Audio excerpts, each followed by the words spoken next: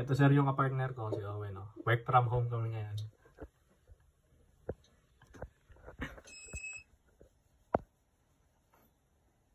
DHT sensor.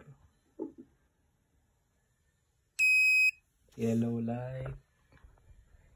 Activated.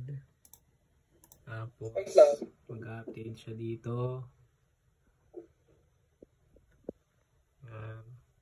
I-reflect. Tapos turn off. Walang sound. Napatay yung ilaw.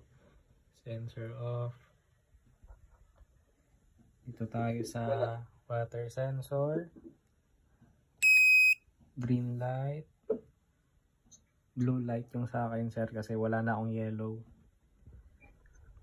Low. Tapos ito siya.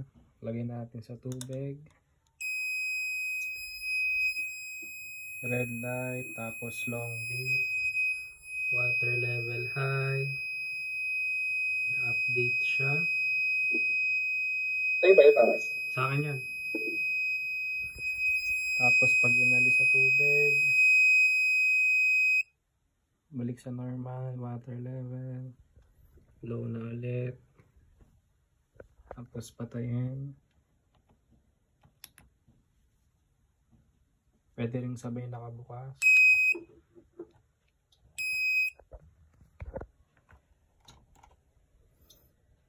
Water sensor activated. Sala pa ng wire. Tapos, tayin din.